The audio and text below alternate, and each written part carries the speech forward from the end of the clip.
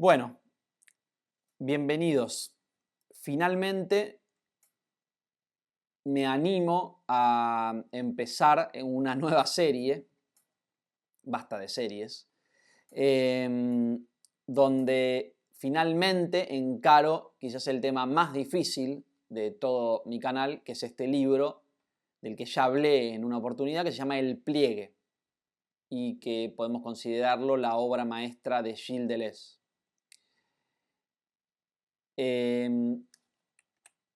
Entonces, en realidad lo que vamos a hacer hoy es solo introducir el tema, empezar, si les interesa o si quieren saber más sobre el libro, tener una mirada general o global sobre el libro, pueden ver este video que les pongo acá, en el cual hago una especie de introducción o de reseña del libro, en el cual no toco todos los temas, o sea, y el enfoque que hago en ese video es, como les digo, global. La idea es hacer una lectura acompañada muy profunda, es decir, ayudar al que quiera meterse en este libro y quizás no tenga todavía el conocimiento suficiente, o sea, admito ser el primero que se encuentra en esa situación. Lo que pasa es que durante muchos años vengo leyendo este libro, entonces me decidí a hacer un estudio lo más profundo posible y tratar de no dar vuelta una hoja sin haber entendido, cosa que es realmente compleja. Una de las cosas que digo en el resumen, en la reseña, es que este es un libro muy cortito, tiene 177 páginas en la versión en español que yo leo, pero hay que leerla muchas veces, por lo menos 10, por lo cual es un libro que tiene por lo menos 1770 páginas. Entonces, vamos a meternos de lleno e ir punto por punto con lo que está proponiendo Deleuze. Realmente creo que puedo ser útil y puedo ayudar a la lectura y realmente creo que vale la pena la lectura. Creo que este libro es uno de los más importantes que tenemos que leer, digamos que la humanidad tiene que entender rápidamente para poder seguir mejorando y creciendo, tanto en términos filosóficos, científicos y artísticos. Ese es el gran atractivo que tiene para mí el libro. Entonces, el libro, como quizás lo sepan, toca el tema del barroco, ¿no? Entonces Deleuze va a empezar diciendo, tratando de definir de alguna manera el barroco. Y lo primero que dice es que el barroco no remite a una esencia específica, sino a un rasgo. Entonces, en este sentido tenemos que entender que hay en la última mitad, calculo, del siglo XX, desde la mitad para adelante, o quizás desde antes también, ha habido una especie de crítica a esta forma de periodización del tiempo, en la cual tendemos a entender bloques temporales como atados a una forma específica. Y esa periodización, como decir, bueno, entre el año 1600 y el 1780 o 1800 estamos en el barroco. Entonces como que eso nos determina nuestra mirada sobre las personas que vivieron en esa época, sobre los fenómenos, sobre todo lo que sucedió durante esa época. Por lo cual, Deleuze, por un lado, está diciendo, no, esto no es una esencia que determina a todos los que vivieron en una etapa específica, sino que podemos encontrar este rasgo, el rasgo que llamamos barroco, en un montón de épocas a lo largo del tiempo. De hecho, hay un paralelismo claro entre la época históricamente llamada el barroco, que es la época en donde vive Leibniz, que sería el protagonista del libro, y nuestra época moderna. O sea, lo que va a querer hacer Deleuze es una especie de paralelismo entre eso. Un poco nos está diciendo, seguimos teniendo componentes barrocos, la era moderna, mi tipo de filosofía es en cierto sentido leibniziana, nos dirá Deleuze, parece querer decirnos, y la modernidad todavía tiene esos rasgos barrocos que va a tratar de definir, ¿no? Entonces siempre va a estar en tensión con esta idea de periodización, ¿no? que está puesta un poco en crítica, pero también aprovechando y utilizando lo que habitualmente llamamos el barroco, lo que él mismo estudió y le fue enseñado como lo barroco, ¿no? Entonces él lo que va a tratar de hacer es definir una filosofía barroca y esa filosofía la saca, la extrae de un rasgo específico que él ve en esa filosofía. Y ese rasgo, nos dirá, es el pliegue. Entonces llegamos acá al título del libro, ¿no? Pero ¿qué nos dirá Deleuze? En realidad no el pliegue, o sea, el rasgo del barroco no es exactamente el pliegue, sino el pliegue llevado al infinito. ¿Por qué? Porque el pliegue, y ahora vamos a ver qué significa esto de pliegue, el pliegue ya existen los pliegues, nos dirá, salvo que el barroco los lleva al infinito. Él caracteriza en primer lugar los pliegues como estilos. ¿Qué significa esto? El pliegue, digamos, él nos dice, ya existen los pliegues románicos, los pliegues de Oriente, los arabescos, etc. Entonces, esta idea de diferentes estilos, los diferentes estilos de todas las épocas, son las diferentes pliegues, formas de plegar, formas de figuras que pueden aparecer, tanto como figuras tanto estéticas, ¿no? Figuras de la estética, o como figuras conceptuales también. Existen por todos lados diferentes pliegues, formas de generar ideas y de empaquetarlas en tanto que figuras estilísticas, por ejemplo, ¿no? Esta es la primera forma de caracterizar al pliegue como diferentes estilos. Y en este sentido, un ejemplo que podemos dar es la obra de Bach, que es un músico barroco por excelencia, es decir, el más famoso músico de la época barroca. ¿Y qué es lo que caracteriza el estilo de Bach? Lo que podríamos decir, obviamente, siempre que estamos usando este tipo de ejemplos, estamos simplificando, porque no queremos simplificar, porque el tópico no es Bach, sino que el tópico es el barroco, el pliegue, etc. Así que lo voy a simplificar y reducir un poco. Así que si les interesa el tema, les recomiendo que lean sobre Bach. Incluso sería interesante hacer algún video en el futuro sobre la obra en sí misma de Bach. Pero lo que podemos decir acá, a modo de ejemplo, para entender cómo funciona el barroco y cuál es, como en un músico emblemático del periodo que históricamente hemos llamado como el barroco, podemos decir que Bach es importante en la música por un montón de motivos, por ser un músico formidable, etcétera, por ser una computadora y por la perfección y sus grandes capacidades y su gran talento musical. Pero a nivel histórico, una de las cosas que hace Bach, por ejemplo, es generar una síntesis entre dos escuelas que hasta ese momento se encontraban por separado. Y a esto me refiero con la idea de, por un lado, la escuela del coral, o sea, la idea de armonía coral, que él toma, digamos, básicamente la forma en que él entiende la armonía y cómo armonizar diferentes voces, ¿no? Y es decir, una forma vertical de la música, y el contrapunto, es decir, la forma horizontal de la música. Se dice tradicionalmente que Bach es el gran sintetizador de estas dos escuelas en una puntual, ¿no? Es el que empieza a hacer un dominio al mismo tiempo de lo vertical y de lo horizontal. A partir de ahí, las normas, las reglas, las formas que él utiliza se vuelven como estándares a partir de las cuales solemos pensar la música.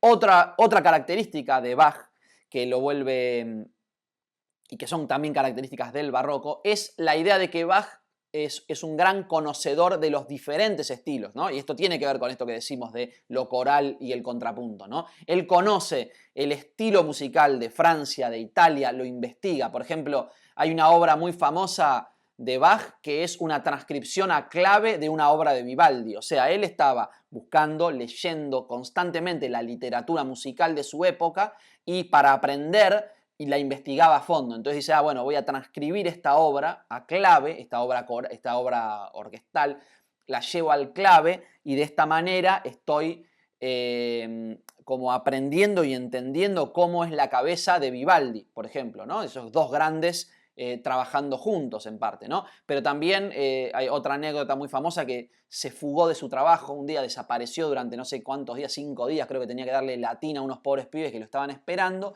y nunca apareció porque se enteró de que el gran músico que él admiraba, que se llamaba Buxtehude, un organista muy famoso, y Bach era quizás el mejor organista de su época, un gran improvisador en órgano, estaba por tocar en un pueblo vecino, creo que en Lübeck, él vivía por ahí, no sé. Entonces se fue caminando al pueblo vecino y volvió 5 días después porque quiso ir a escuchar, a tocar a Buxtehude, ¿no? Entonces es como que un gran analista de todos los estilos de su época y un gran sintetizador. Entonces encontramos en su época grandes oberturas, suites, no sé, podemos decir la suite italiana, obertura francesa, todos estilos, los estilos nacionales, él los sintetiza en una obra y es un gran músico en donde empieza digamos, a no importar tanto de dónde viene, digamos, ¿no? La nacionalidad de Bach no es importante, lo importante es su capacidad de entender este estilo y este otro estilo, y su estilo en sí mismo es un poco el estilo sintético, ¿no? El barroco tiene ese componente. Otro artista de otra época, digamos, mucho más actual, que tiene unas características similares, podríamos decir, es Borges. Y Borges es otro de los grandes personajes de este libro. Y lo vamos a ver ahora. A continuación, Deleuze empieza a hablar de esta idea que ya empieza a tener que ver con la filosofía de Leibniz, de que en la realidad, en el montaje barroco de la filosofía barroca, hay dos pisos de realidad, digamos, ¿no? Es como si la realidad estuviera plegada en dos, y entonces la primera subdivisión, el primer pliegue que aparece es la separación entre los dos pisos, ¿no? Que él llamará también los dos laberintos. Aparece acá también lo que parecería ser una cita a Borges, aunque no es 100% seguro, digamos, es una interpretación mía, donde está hablando de los dos laberintos. Y déjenme leerles un segundito el cuento al que creo que está haciendo referencia a Deleuze en esta primera página del pliegue, que es este cuento, que se llama Los dos reyes y los dos laberintos. Cuentan los hombres dignos de fe, pero Alá sabe más, que en los primeros días hubo un rey de las islas de Babilonia que congregó a sus arquitectos y magos y les mandó a construir un laberinto tan perplejo y sutil que los varones más prudentes no se aventuraban a entrar y los que entraban se perdían. Esa obra era un escándalo, porque la confusión y la maravilla son operaciones propias de Dios y no de los hombres. Con el andar del tiempo vino a su corte un rey de los árabes y el rey de Babilonia, para hacer burla de la simplicidad de su huésped, lo hizo penetrar en el laberinto, donde vagó afrentado y confundido hasta la declinación de la tarde. Entonces imploró socorro divino y dio con la puerta. Sus labios no profirieron queja alguna, pero le dijo al rey de Babilonia que él en Arabia tenía otro laberinto, y que si Dios era servido se lo daría a conocer algún día. Luego regresó a Arabia, juntó sus capitanes y sus alcaides, y estragó los reinos de Babilonia con tan venturosa fortuna que derribó sus castillos, rompió sus gentes e hizo cautivo al mismo rey. Lo amarró encima de un camello veloz y lo llevó al desierto. Cabalgaron 3 días y le dijo: «Oh rey del tiempo y substancia y cifra del siglo, en Babilonia me quisiste perder en un laberinto de bronce con muchas escaleras, puertas y muros. Ahora el poderoso ha tenido a bien que te muestre el mío, donde no hay escaleras que subir, ni puertas que forzar, ni fatigosas galerías que recorrer, ni muros que veden el paso». Luego le desató las ligaduras y lo abandonó en la mitad del desierto, donde murió de hambre y de sed. La gloria sea con aquel que no muere. Nos está presentando Borges, en este caso, esta idea de los dos laberintos, que son también, digamos, podemos entenderlos también como los dos grandes como estilos, y al mismo tiempo, digamos, grandes estilos en el sentido que podríamos decir el maximalismo y el minimalismo, como dos grandes tendencias, la tendencia a lo barroco y la tendencia a la simplicidad. Es decir, barroco en el sentido de complejo, elaborado, pero también digamos, también nos habla de la complejidad de lo simple. Entonces, el rasgo barroco no sería solamente el piso de acá abajo, el piso de lo terrenal, el laberinto del continuo de la materia, como lo llamará Deleuze, sino también que el alma en sí misma, el desierto también tiene sus complejidades. De hecho, el personaje que muere, es decir, el que no adquiere la gloria de haber podido salir del laberinto, es el que está perdido en el desierto.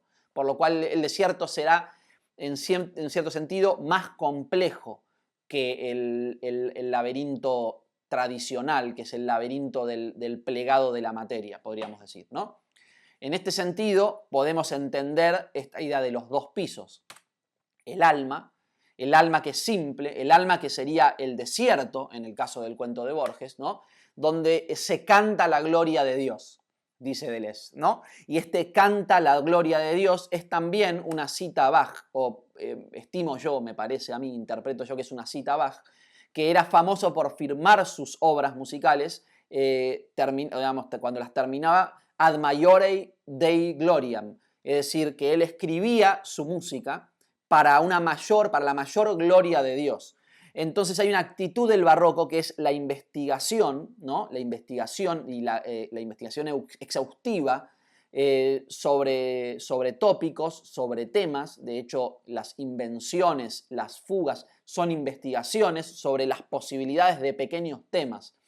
Y hay una idea que es subyacente a este tipo de música, en la cual ellos no están inventando, sino descubriendo. Es decir, agarramos un tema, esta idea de fragmento musical muy pequeño, a partir de la cual todo el resto de la obra es un desarrollo sobre esa pequeña idea, ¿no? Entonces, esta idea de la gloria de Dios tiene que ver con la gloria de la creación. Y la gloria de la creación, es decir, el barroco investiga a fondo, es una época de racionalismo profundo, ¿no? Entonces ahí se empieza a fusionar la idea esta del desarrollo musical de Bach con el desarrollo filosófico de Leibniz, ¿no? Y todo está, digamos, está girando alrededor de la filosofía leibniziana, de la cual, digamos, vamos a tener que enterarnos un poco, vamos a tener que investigar un poco la filosofía leibniziana para poder entender el pliegue. De hecho, yo ya empecé a hacer un pequeño esfuerzo para transmitir o como para tratar de ayudar o promover la lectura de Leibniz, que es esta pequeña serie que estoy haciendo sobre la monadología. La monadología es la obra quizás más famosa, la última, digamos, una obra inédita de Leibniz, en donde se expresa con una gran claridad y con bastante poder de síntesis la filosofía de Leibniz, por lo cual les recomiendo que la vayan leyendo de a poco, y también en el futuro voy a hacer series o algunos videos sobre otras obras de Leibniz para ayudar en su lectura, porque es muy importante. Ahora, volviendo a este tema de los dos pisos, tenemos el alma, esta alma que canta la gloria de Dios, que la podemos entender como simple, pero en un sentido un poco, en el mismo sentido en que el desierto en que muere el rey de Babilonia es simple, ¿no? Por otro lado tenemos la materia, ¿no? Que sería el continuo, el laberinto del continuo. La materia es como eso que está replegado constantemente, plegado una cosa sobre otra, y donde decimos que en un pedazo de materia, digamos, podemos tener átomos, pero adentro de átomos podemos entender el átomo como un universo, y entonces pensar ese átomo como universo y entonces tratar de encontrar las pequeñas partículas que componen el átomo y pensar cada partícula como un universo. Entonces es inacabable ese continuo, ¿no? Por eso esta idea del laberinto, y de hecho Deleuze define el laberinto como lo que está plegado de múltiples maneras, ¿no? Entonces, dentro de la materia, nos dirá Deleuze, con Leibniz hay dos tipos de plegado, y Leibniz se ocupa de estos dos tipos de plegado cuando trata el tema de la materia orgánica versus la materia inorgánica, porque tenemos esta idea de que los átomos, de acuerdo al número atómico y cómo están conformados, nos darán ciertas materias, ciertos materiales, ciertas moléculas, digamos, pero también lo orgánico como algo donde ya hubo una especie de salto de nivel, y a este salto de nivel digamos, corresponde la idea del plegado. Entonces, ¿qué pasa? Estos dos pisos en realidad son uno, es la realidad que emana de Dios, podríamos decir, ¿no? Hay que pensarlo con mayor profundidad. Es decir, son uno que están plegados, y podemos decir entonces que hay un piso de arriba y un piso de abajo. Pero al mismo tiempo el piso de abajo también está plegado, donde está lo orgánico y lo inorgánico. Pero lo orgánico es lo inorgánico también, y los dos forman el piso de la materia, pero la materia y el alma están vinculados y son uno. Y en realidad son uno, pero que están plegados como si fueran dos. Entonces, este será el gran tema del pliegue, ¿no? Esta idea del plegamiento. Vamos a investigarlo más a fondo en próximos videos, pero bueno, ahora hay que hacer un corte porque si no les puede explotar la cabeza. Lo que yo les quiero decir es, meterse con estos temas, digamos, con este libro, es muy complejo. Y yo ya estoy haciendo series sobre otros libros, sobre todo sobre otro libro de Deleuze, que es La imagen en movimiento. En este momento estoy haciendo, que voy un año ya casi y llegué al capítulo 3, digamos. Es un libro un poquito más grande que encima después tiene una segunda parte. Entonces, para mí es un esfuerzo y tengo ganas de hacerlo porque es un libro que me apasiona, esta serie de videos sobre el pliegue, pero necesito su ayuda, digamos. Necesito algún tipo primero, entender si esto les sirve, o sea, que si les sirve realmente pongan like porque eso ayuda a que YouTube difunda el contenido, que me dejen comentarios sobre qué entendieron, qué no, qué les interesa, qué no. Por último, pero esto es realmente importante, creo, si pueden, visiten mi Patreon, que es una página nueva que hice, porque ahí sí pueden ayudarme concretamente a que yo gane tiempo, ¿no? Así que les pido que si pueden colaborar con una ayuda, aunque sea mínima, con el canal, creo que nos podemos beneficiar todos. Bueno, espero que les haya servido y bueno, en cuanto pueda voy a seguir con este tema que, como les digo, es apasionante y les recomiendo, si pueden leer el libro, que lo agarren y hagan el esfuerzo de leer un poquito.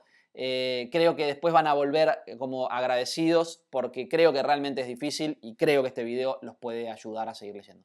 Si les interesa el tema, lo que les recomiendo es que vean, digamos, pueden ver estos videos sobre Borges y si no también tienen la monadología, ¿no? Para cuando empiece a avanzar y a ser cada vez más compleja esta lectura del pliegue. Bueno, muchas gracias. Si les interesa, suscríbanse y nos vemos en cualquier momento. Suerte.